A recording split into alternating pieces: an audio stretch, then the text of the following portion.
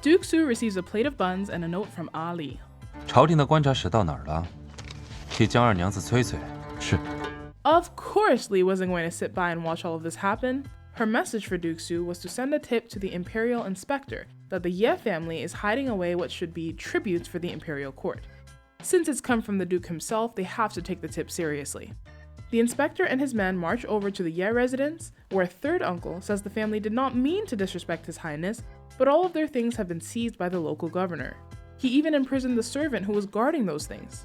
The inspector tells him to lead the way.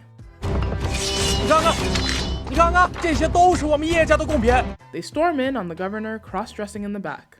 His goose is cooked. Uncle Ye is welcome back and all is well. For now. 停！重来！哦，放这儿啊！让你爹夸夸，聚会。怎么不早点端过来呢？我还要重新酝酿情绪。怪我喽！来吧，啊！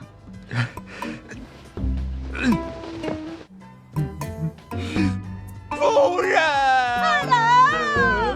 This might be my favorite family. And we finally get to meet Grandma Ye. It turns out that for as much as they were worried about their reunion, Grandma Ye never held a grudge with little Jiang Li and just wanted her back. She's never seen her as anything other than her granddaughter. Ali thinks to herself that she hopes Jiang Li can see this and know that her family loves her. She wasn't really alone. It's also really heartbreaking watching this interlaced with her own happy memories with her own family. Ali goes to meet with Duke Su and thank him for helping her once again, and she also reveals a deeply held secret. 我根本不是江离。我知道。 Yeah, girl, you're not as covert as you think you are. But at least we're getting somewhere. She doesn't say out loud who she really is, but she doesn't really have to. At least it's clear that she trusts him now. More flirting and the tension is through the roof with no release in sight. Instead of masturbating like normal people, Ali has a rose bath and Su does shirtless sword fighting in the rain. Ali goes to see Chongzhi to find her beaten badly and very injured. She sacrificed herself, purposely getting herself booked to a room with notoriously violent customers because she heard they were from Shirley's hometown and thought she could get some information from them. And get some information she did. We get a bombshell. 谢谢你，没有死。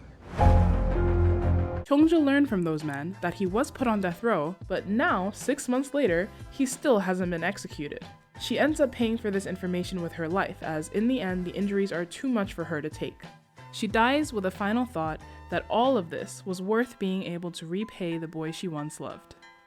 Ali's next move is of course to go back to her hometown, Huaixiang. She's decided that the most believable story she can use to explain her interest in this case is to say that she, Jiang Li, met a girl in Zhenyu Hall who saved her life. Before the girl died, she told her that her father, the county magistrate of Huaixiang, was framed. So she, Jiang Li, wants to go to Huaixiang to look into the case as a way to repay her dead friend. Her third uncle volunteers to accompany her. I wonder if this story will come back to bite her because she said her friend's father was the magistrate of Huaixiang, which means her friend could only be Xue Li. But she also said her friend lived with her at Zhenyu Hall, which Xue Li definitely did not. Another weird thing is, if she's saying they met, did they just not notice that they look like carbon copies of each other? Whatever story gets you home, I guess. Meanwhile, in what is starting to feel like a fever dream, Duke Su's next lead takes him to, you guessed it, Huaixiang. It looks like King Cheng's group has got an illegal gold mine going, and it started just when Xue Li's father was imprisoned and the new magistrate took over.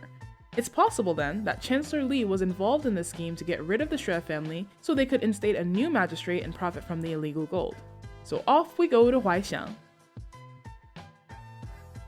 I'm kind of digging the video game style plotting of this. You go to this location, fight the mini-boss, get information that takes you to your next location, meeting friends along the way that may or may not come back in the final battle.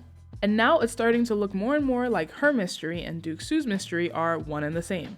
It looks like for Wan Ning and this mystery king, getting rid of the Xue family just happened to work well for both of their ends. So I wonder if that's why she sided with him? But again, it looks like she has her little brother wrapped around her finger, so I feel like she didn't need Cheng for that. Curiouser and curiouser. In this set of episodes, the plotting goes a bit deeper than I went into. Duke Su played a big part in things because the head black market guy owes his dad his life. It's part of the reason why he gave them the information about the pharmacy. He also showed up again later to help Duke Su defeat Chu Lan. In all honesty, it felt pretty extraneous, definitely side quest vibes. I doubt he'll be back. Definitely worth every minute though was seeing Li get absolutely smashed and have a dancing in the rain moment with Duke Su. 阿离， Their chemistry is wild, they look really good together, and I love how their story is progressing. Another thing I haven't talked much about is third uncle, who I thought was going to be more of an extra, but he's getting a lot of screen time, what with his guilt about not taking care of her mother, and he also had a little side plot of being estranged from the family for a while. Again, feels kind of extraneous. I just wanted to say that despite the bad first impression, he's a cool guy. Okay, till next time, thanks for watching.